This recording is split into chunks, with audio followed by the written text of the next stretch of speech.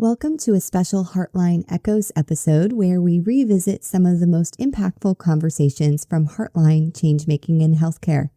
This rerun isn't just a replay, it's an opportunity to reflect, reconnect, and reignite the ideas that continue to shape the future of healthcare. Whether you're hearing this for the first time or returning for some fresh insights, let's dive back into this powerful discussion. Enjoy! Welcome to Heartline, Changemaking in Healthcare.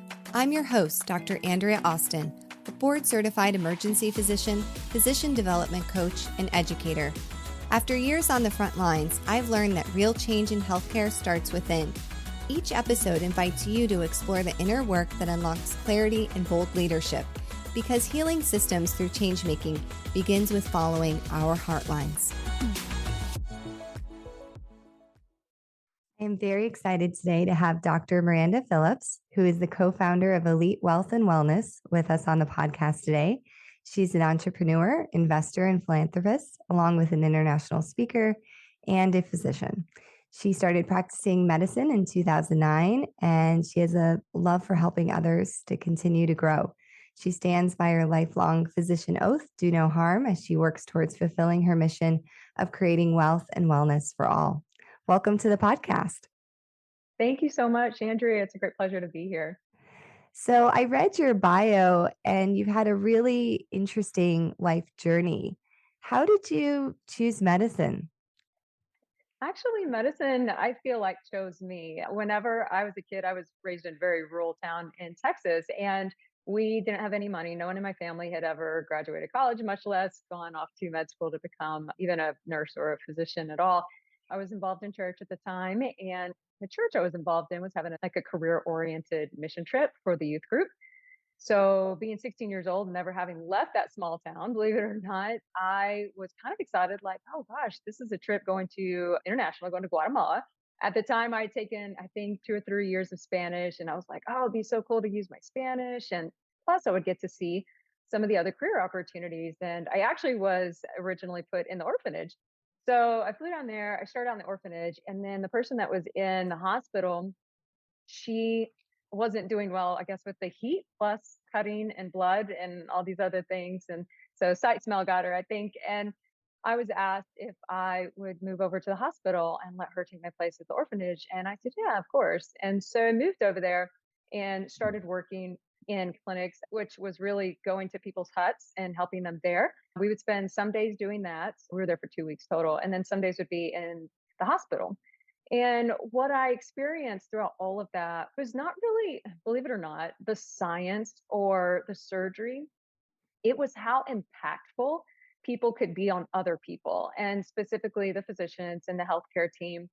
When I saw patients, and specifically patients' families, and how positively impacted they were by the skill set and the ability to, help others get well or even potentially save their life, the gratitude, the tears, the gratefulness, it was such an impact. And that really left a mark on me. And I thought, this is how I want to spend my life. Like, I want to be able to have a positive impact on others in this uniquely profound way. Maybe it was even a little selfish. I just thought, wow, it's so rewarding, but these people are just so much better off because they get to keep the ones they loved, or maybe not have to take care of them on their deathbed, all these different things. So when I came back from that trip, I actually decided, even though I knew that we didn't have money, I had no idea how I was going to get there, but I knew at that point I was going to become a physician.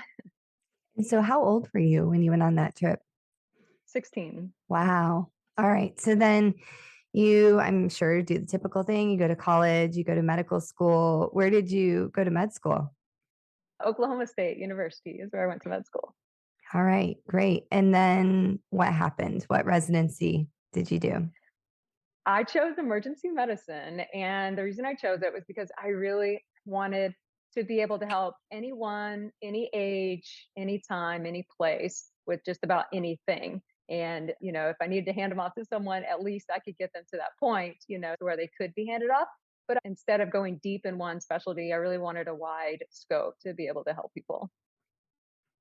Yeah, I think that resonates with me as well. And many of our listeners are also emergency medicine.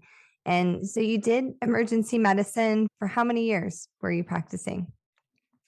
I practice, well, technically, I guess I still use my emergency medicine skills because I do a couple of urgent care shifts a week, but I left the trauma center where I was practicing full on emergency medicine in the widest of its scope in January of 2020. And tell us about that. I mean, you look pretty young to me. So, how long did you practice emergency medicine? So yeah, let's see, I graduated med school in 2009, entered residency, and then yeah, I practiced until January of 2020. And it was an interesting departure. It was probably about the end of 2017, maybe beginning of 2018, when I started kind of feeling a little bit of pain. And when I say pain, even the last shift I worked at the trauma center, I loved it. I love medicine. I love the adrenaline. I love the challenge. I love the teamwork. I love all of it. And if the price, I guess is how I would put it, if the price wasn't so high, if the cost had not been so high, I would absolutely still be there. But my life situation was changing. When I chose emergency medicine, I was warned, nights, weekends, holidays, really? Are you sure that's what you want to do the rest of your life? And I'm like, oh, it's fine. I'll work half the month, have half the month off, more or less. It's fine. And so I didn't, at that point in my life, it wasn't a super high cost to me. And as I got older, I had a family, I had a relationship. At the time that I really started feeling pain, I actually was a single mom. And my child was around the age of 8 years old. And my little buddy had always been the most understanding young man. And he would even protect my sleep time. Oh, it was just so sweet. It still touches my heart. He got to a point in his life where he really needed me in a very profound way.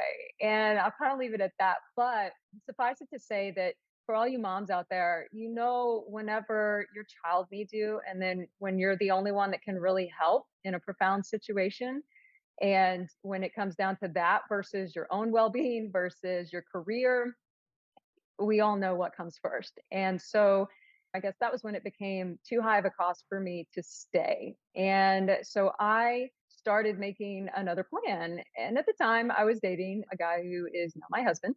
And he was in a similar situation as a single dad. And he was going through a really rough patch. And he really needed more time to be able to spend outside of his career. So we kind of embarked on this journey separate but together. And we really needed to find kind of a plan B, and in doing so, we discovered that we didn't have time to go find another job.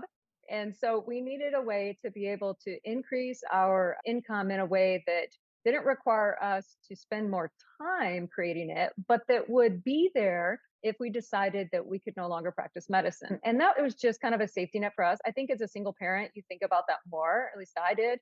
It was more of I'm not depending on anyone else to support me, and I still need to be able to support my son and I. And so I need an income. Even if I need to step away from my job, I got to figure this out. That was when I discovered investing, and specifically passive investing. And so I ended up on this journey of making time that I didn't have, but because it was a priority, figuring out how to invest in a way that I could put my money to work. Since, I mean, I had enough of that. All of us as zero docs know that, we can make ends meet pretty well and create extra money where we want it. And so I took that and I invested it after doing my due diligence and education and getting some mentors to help. By the time I left the trauma center, my passive income had specifically already surpassed what my emergency medicine salary was.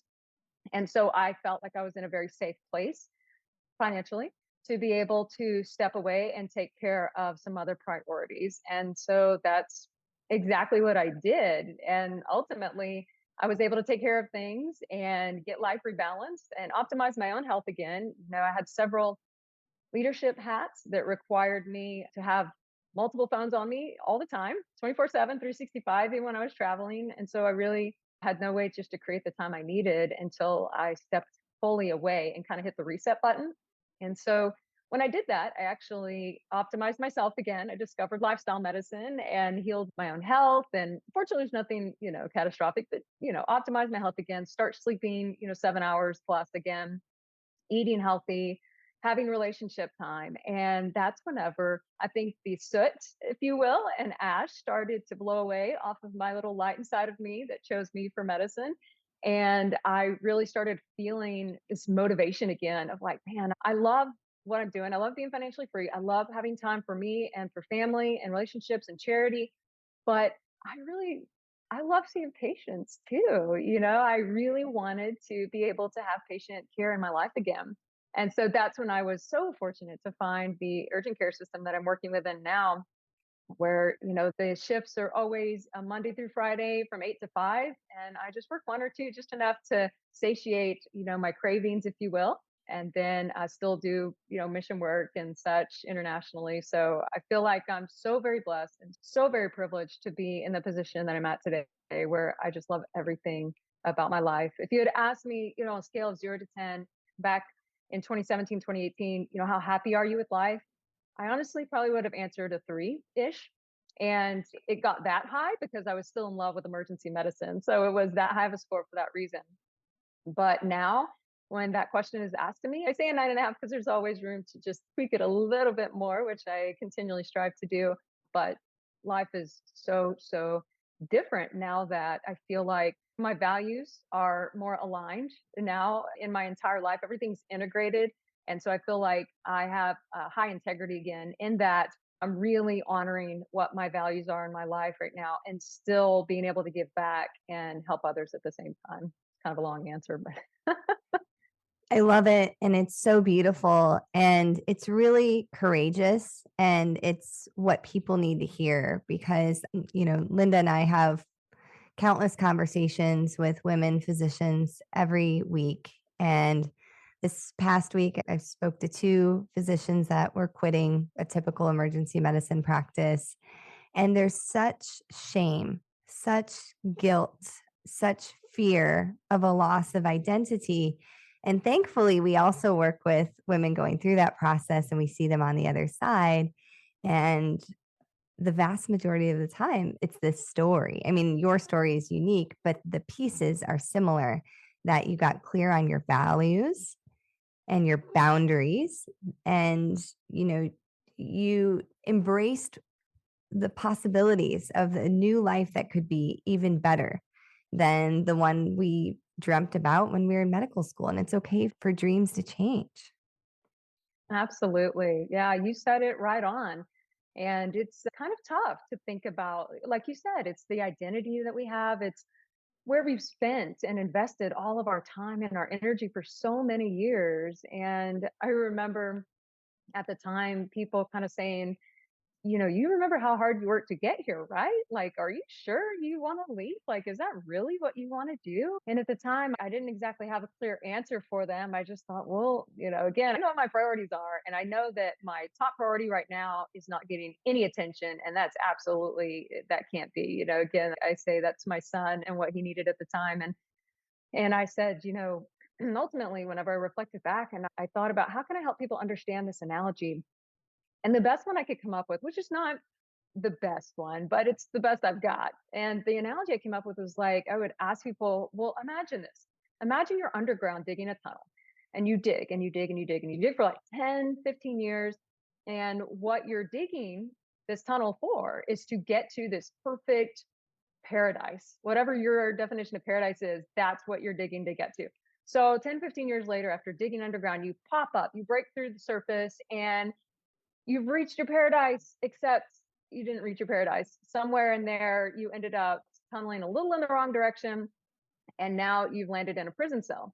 Would you just sit there the rest of your life because you spent 10 or 15 years digging yourself into that prison cell? Like, would you just stay there because you spent so many years doing it? Or would you get back down and start digging again until you get to that paradise that you were dreaming of? And the reason I use that analogy is because I think everyone would say, well, of course, no, I wouldn't decide to spend the rest of my life in a prison cell if that's where I landed inadvertently. And so, even though emergency medicine is clearly far from being a prison cell, whenever we're not honoring our values, when our priorities and that hierarchy of them get inverted, that's what it can end up feeling like for someone. And we may not explicitly say it, we may not tell people, but that's what we're feeling inside because it's hurting us so badly. And that's why I say a high cost or a high price. We may still love emergency medicine. I mean, love it, love it, love it. But when that cost is too high, the pain that you feel from that never goes away. And it becomes so painful that finally there's enough pain that you end up moving. You end up making a change, you end up doing something different. But for all those people that question and say, are you sure? No, you're the only one that knows that you're sure because you're the one that knows your circumstances.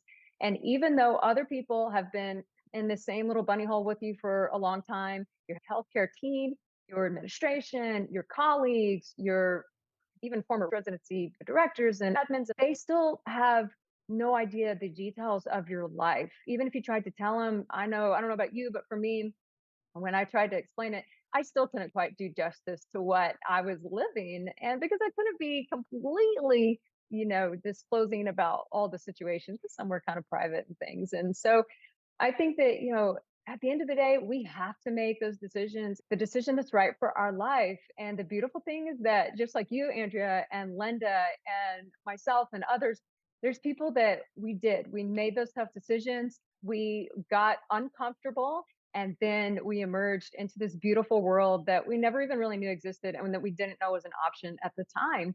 And now we're super happy for it. And so I think that's, what I love about what you and Linda provide as resources and what you're doing is that you're a fantastic source of information and resource to help people that were in my situation know what your options are and help people understand that you're not just jumping off a cliff hoping you can build the airplane on your way down.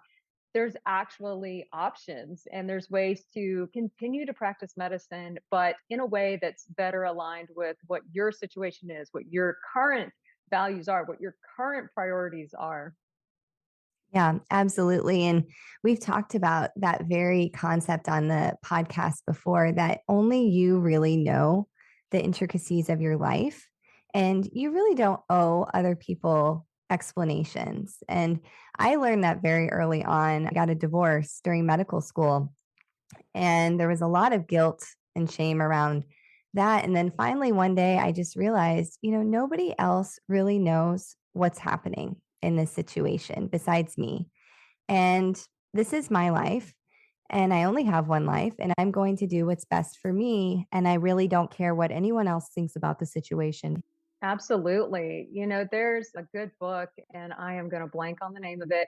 It was written by a hospice nurse, though, and she spent a lot of time with people in the last months and weeks of their life. And she started asking them the same questions over and over again because she was curious to hear the answers. And one of the questions that she asked was, what's your number one regret in life? And the most common answer that she got was not living the life that was true to myself, but instead trying to live a life that was pleasing to others.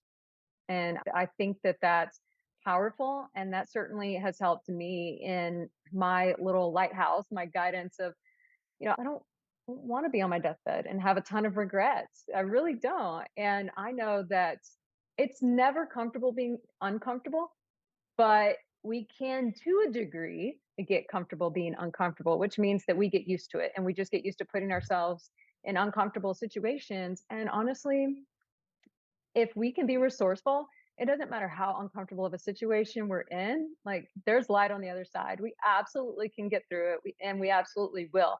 It's all about mindset in that way. It's about the determination, the belief that there is something better out there for me. There is a better situation for me, and then having the resourcefulness to figure out how to put those pieces together so that you can create your most beautiful life ever. And again, that's where you guys really have my respect and admiration, you and Linda both, because that's what you help with people. You help them put those pieces together because you guys have a bigger perspective. And when we are hurting that bad and we know we need a change, I don't know about you, but I got tunnel vision. I couldn't see outside my own box. And so it probably would have been a much quicker process for me to get to the other side. And I probably would have done it slightly differently if I had had that outside resource, someone outside of my box to be able to look inside my box and say, here's what I see. Here's also what I see outside of your situation. Here's what I've seen other people do. And here's how I've seen other people succeed, other women that have gone through similar situation. And I think that brings a lot of hope. And I think it also helps people in that situation have the confidence to believe that there's absolutely a better situation out there for me. And I am going to be so much happier in it. I just need to have the fortitude and the perseverance to just break through those walls and get to the other side. Hey friends, Andrea here. There are moments in a doctor's life that mark you forever, and for me, they often involve travel. It's where I connect with awe and wonder that help me see my life and my career differently. The Heart of Medicine in Uluru, Australia, July 29th through 31st, 2026, is a retreat that is an immersive, soul-level experience at one of the world's most sacred landscapes. It's a space to breathe again, to reconnect with your purpose, to hear your own voice without the noise of the busy clinical environments we all work in. We'll gather a small group of clinicians for thought-provoking sessions, storytelling, cultural learning, and genuine rest. Spots are very limited. If your heart has been asking for something more, this is your invitation. Learn more and register at coachingfordoctors.net.au, or you can email me at andrea@andreaaustinmd.com.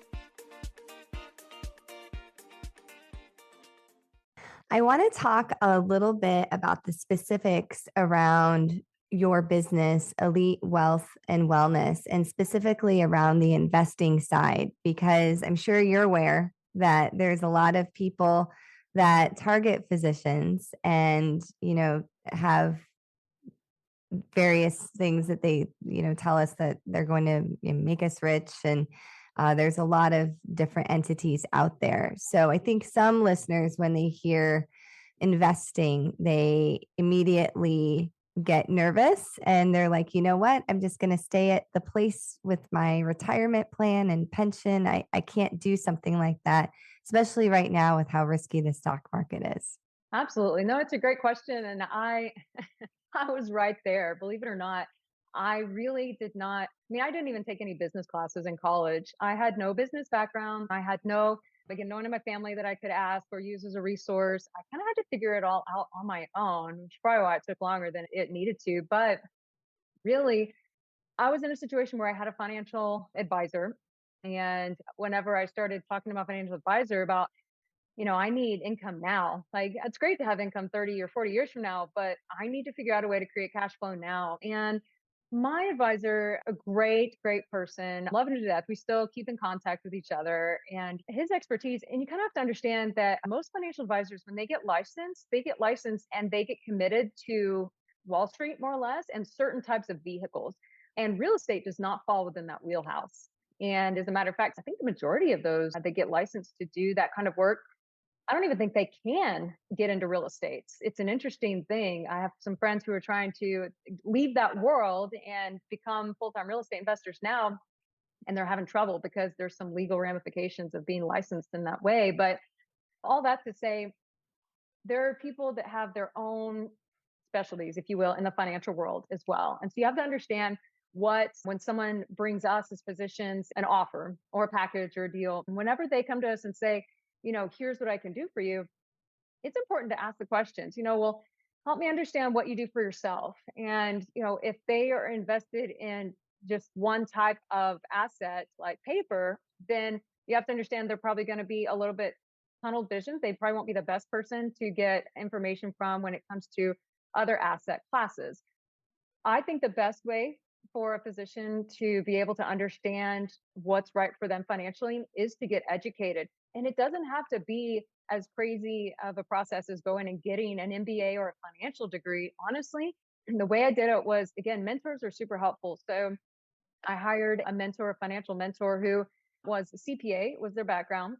And they worked with me for 12 months and they coached me into doing the work that needed to be done to understand different asset classes. And they helped me where I needed help. And so I understood, like, from A to Z, what all the different investment vehicles were that were out there. And then once I realized that multifamily investing, apartment investing was going to be the right vehicle for me, I had no time. I had extra money as a physician and I needed to grow fast. And I needed to have income coming now, not like 10 or 15 or 20 years from now, or even longer than that away. So apartment investing was the right vehicle for me. So, but then I've never invested in apartments. So I thought, okay, now what? And so I hired another mentor for another substantial amount of money. But again, it was worth it to me. At the time, it felt a little risky, like, oh gosh, I don't know what I'm doing. Here's a lot of money to drop, on a mentor. But the mentor helped me get invested in apartments and start winning. And then whenever I got invested and started seeing that money come back into my account, and mind you, again, the work I did was getting myself educated, which I think is just unfortunately there's no shortcut other than it's just not as complicated as one would think, especially when you've got resources and people that have already been there and done that that can help you. But basically, once I got that mentor and got invested and started seeing that, hey, this machine works, I started learning more about it because then it became really fun. And then eventually I had so much money invested that I was like, man, I need to take this to another level and learn even more because at this point I've got so much money at risk that I need to make sure I'm understanding even what's going on in the background, not just handing my money to someone and trusting them to make money for me. And then the trust is a big thing, right? I mean, you have to, for me, I don't invest with anyone I don't know. I get to know them. I have a relationship with them.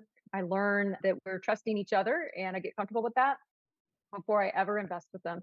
And I think that's highly critical because I think that relationship capital is more valuable than just financial capital. And so that's a really, really important piece to all of this. But whenever I started learning more about what was happening in the background, that was whenever I thought, man, this is amazing. Like, I love the team sport, kind of like it's a team sport, and the teams that come together. From my perspective, it have to be a synergistic team. It has to be a team that everyone trusts each other. Everyone wants to help each other, however they need to help each other, so that everyone can win together. So when I learned that piece of it, I got even more intrigued and I thought, man, this is amazing because I knew how well I was doing and how much money I was able to make through this process. And I thought, man, I want to be able to help other physicians who are in positions like I was in do the same thing, especially like single moms out there that are like, I know I need to change, but it's scary financially to do so.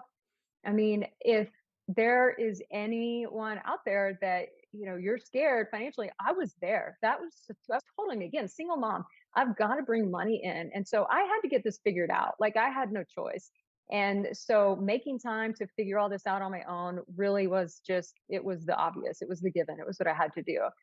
And so now I really love that I've been doing it long enough now. And now I've been on the other side where I see and participate and help manage, the properties that I invest in. Now, we create opportunities for other people. And that was kind of how Elite Wealth and Wellness came to be, was because people started asking me, some of my friends and my colleagues, started asking, what are you doing? Like, how are you able to leave the emergency department? They knew as a single mom, like, you're a single mom, you're getting ready to leave. Like, how are you doing all of this? And so I started answering all these questions and having the same conversations over and over again. And so, I decided, well, maybe, and my husband was the same way because he was doing it. Again, we were kind of doing this together, but separate financially at the time. And he was the same way. Like, his colleagues and his friends were asking him, how are you doing this? What are you doing? And so, since we started having the same conversations over and over again, we finally decided, maybe we should record some videos. And so, in the beginning, we just recorded some videos and we ended up creating just like a one page, website, and kind of threw these free videos up there and just directed people to that. And it was several hours worth of videos because you can imagine, investing is not just a 1 hour conversation of how do you do it, what do you do, and what do you need, and how do you get to where you want to go. And so we ended up just building on that. And we built more videos and built out our website and eventually just became this education platform. And so now we help other physicians who really need to go ahead and start getting some passive cash flow now and building that wealth for themselves. That's kind of where our little niche is. We're able to kind of help them get into an environment where they can trust who they're with, and that people that have track records, including us, we have track records now, and we can show what our wins have been and all the proceeds and everything, and then help people really understand how they can go ahead and get started creating that passive income so that they can get financially free and get that financial security.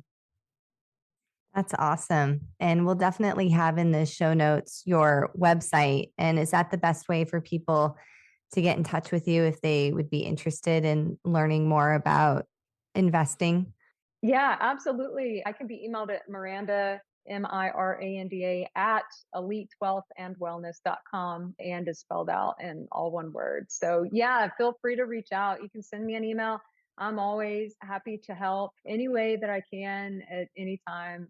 I know how difficult it is to get through certain situations, especially whenever, again, if I can only speak to my former self, a single mom, and I remember so well what that felt like and the discomfort and the concerns, but knowing what my priorities were. And so, yeah, anytime I can help anybody, please feel free to shoot me an email, Miranda at elitewealthandwellness.com. Always happy to help.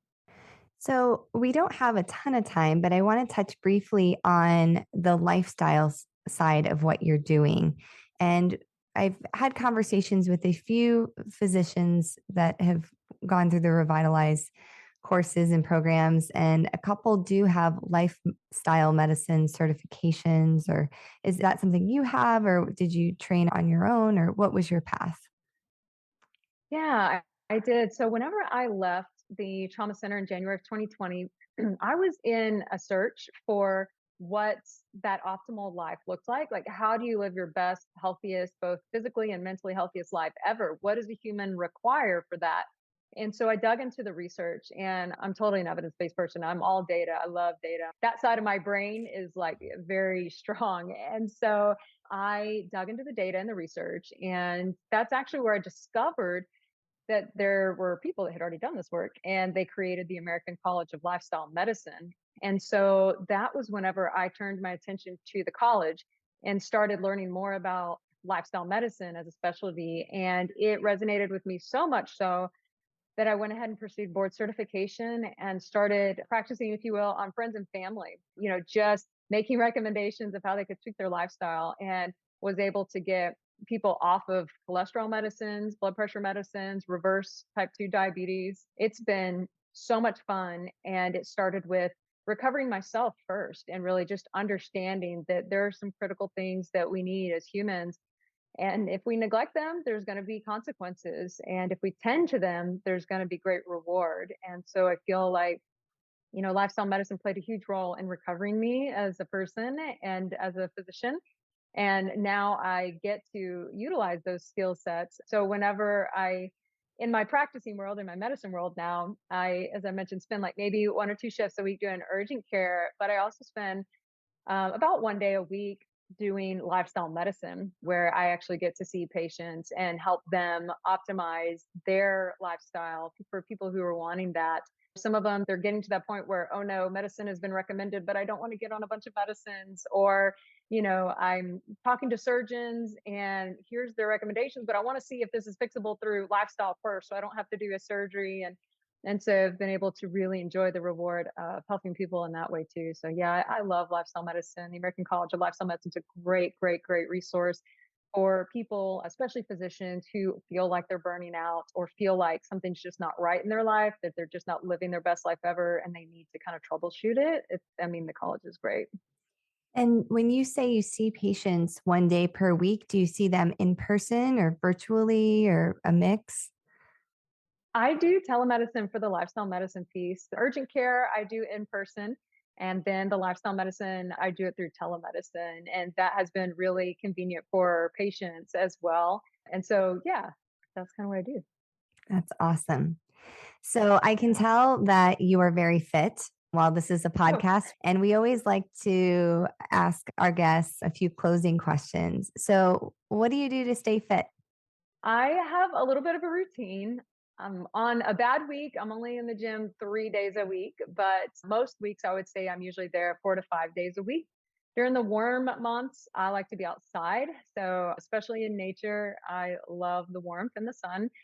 So I'll go out and I may run a few miles around the neighborhood during the summer. During the winter, I'll run in the gym on the treadmill.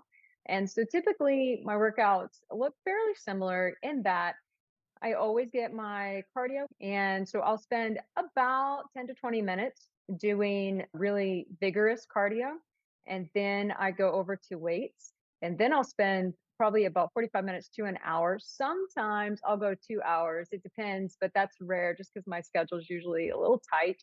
So usually it's an hour, and I will hit every muscle group, and I'll do 3 sets of about 8 to 12 reps for each muscle group. So just kind of a circuit, if you will. And I go at a pretty nice clip so that my heart rate stays up high enough that it still counts as moderate exercise. And so I'm getting that much, moderate exercise plus the vigorous. And so I'm addressing, from my perspective, my cardiovascular health, but then I'm also addressing resistance training for muscle health, which, of course, especially for women, is critically important. I feel like sometimes that gets lost on us, but cardio is only half of the equation. And so keeping our strength and our muscles, and then of course stretching is important as well. And for when I can include yoga in my day, I definitely will, but unfortunately that's one of my areas of improvement. I need to do that more often. I love it when I do it. I need to make more time for it.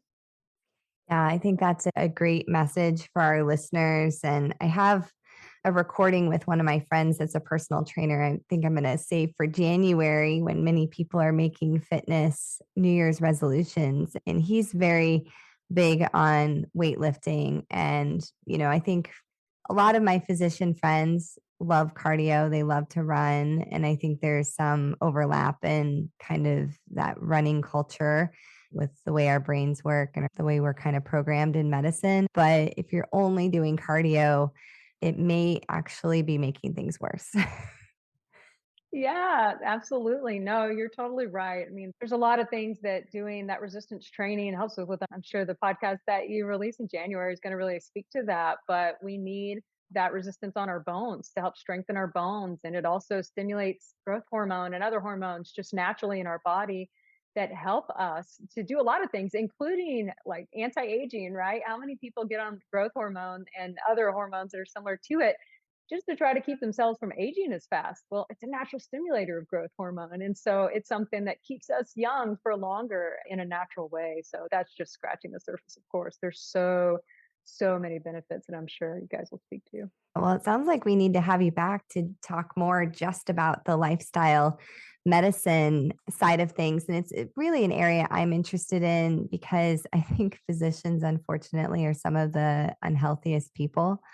And I'd really, my dream, this, I'm going to put this out in the universe. I'd love to have a lifestyle slash functional medicine practice for physicians. And I've been running experiments on myself with tracking heart rate variability, and I've gone through a functional medicine workup. And, I think most physicians probably suffer from adrenal suppression and all the various things that we've done to ourselves and had done to us, frankly, because the system really doesn't give us another way.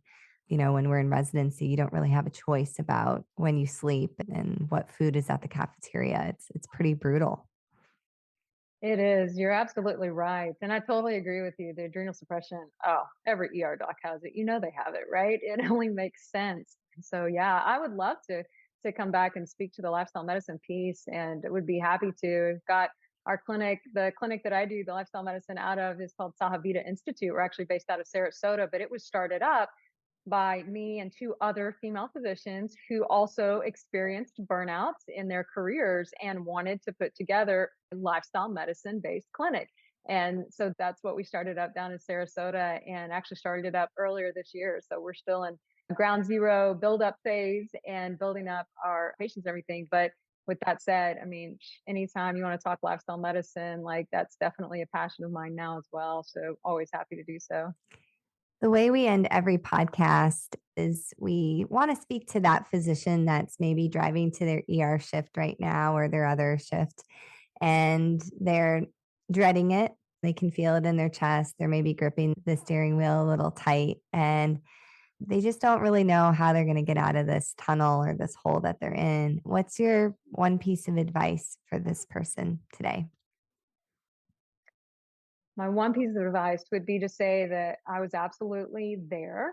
Unfortunately, again, as much as I loved emergency medicine, I had the same reactions when I was driving into work. But again, it was more because of the cost of what it meant for me to do it. And so, in that space, that's where I felt like I didn't know what my options were. All I knew is I had to do something. And so, what I would really, truthfully, from the heart, what I would say is that Andrea, you and Linda are a phenomenal resource that I didn't have when I was in that place. And even just a conversation with you guys. And I mean, just reaching out to say, hey, here's my situation. Andrea, what do you think? Or Linda, here's my situation. do you see hope? Do you have any way that you think you can help me? And I know that you guys are going to have the answer of, yes, here's what I see from my perspective, and here's resources, and here's other people that have been where you're at, and here's what they've done. And I think just hearing what the options are, that there is hope, that there are options, and that people, believe it or not, have been exactly where you're at and have felt exactly the way you're feeling, whether it's probably other colleagues even, and they're not telling you because we don't advertise it. We just don't. That's the way that we were brought up in medicine, and that's just how strong we are as independent women. So we're just not talking about it, but I promise you, there's a whole world of us that have been exactly where you're at right now, and having a resource like Andrea or Linda, be able to reach out to them and just say, here's my situation, and let them help you. Oh my goodness. Mentorship, not just in one area of life, but in any area where you need help. If you can find a mentor or a coach that can help you, oh, the right mentor and coach can be absolutely priceless, and they can turn your world upside down in the best of ways into something you never even thought possible. I love that. I mean, that's what Linda and I say all the time. Stop going at it alone. You're programmed to do that in medicine. There's this cowboy, cowgirl culture of you're supposed to be able to handle everything in this, facade. Just have a conversation. And whether it's me or Linda, we've got so many different contacts out there. We're just about getting you connected to what's going to help you thrive. And it's different for every person, but it's courageous to reach out for help, and it's taboo. And we hope that that changes in the next few years, that it becomes the norm that everybody has a coach. And everybody needs a coach for something at some point in their life. You think about your youth, most of us had tons of coaches, from athletics to, you could extrapolate that to if you were at church or, whatever extracurriculars you did. And then somehow we get to adult life and we don't need coaches. We don't need teachers. We don't need helpers. It's just bizarre to me. Absolutely. Yeah. I mean, mentors and coaches are the ultimate leverage because you can do things so much faster. I mean, you could probably figure it out on your own, if you have enough pain and enough perseverance and drive, but why spend all that extra time, whenever you can have a coach or mentor who's already seen it all and can help you get there so much faster? It's absolutely right.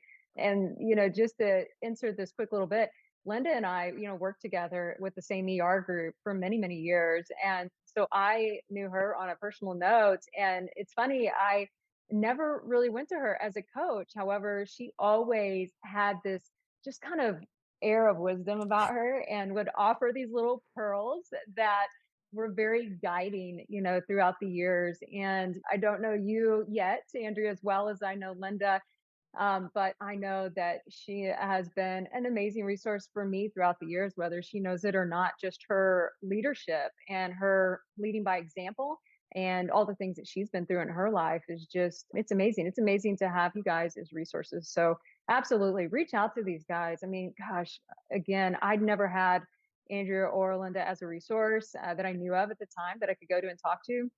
But if I was in that same situation again, that's exactly what I would do. Oh, I love this. Well, Miranda, it has been an absolute joy. For our listeners, please check out her website, elitewealthandwellness.com. And the and is completely spelled out, and it'll be in the show notes. Thank you. This has been just an enlightening and heartwarming conversation. Thank you, Andrea. You're too kind. I've thoroughly enjoyed it. I appreciate it. Thanks for listening to Heartline, Changemaking in Healthcare. If you're ready to deepen your own inner work or want to bring these conversations into your organization, visit AndreaAustinMD.com. You'll find resources and ways to connect with me for coaching, speaking, or consulting. Don't forget to subscribe, leave a 5-star review, and share this episode with a friend or colleague. Until next time, keep following your Heartline.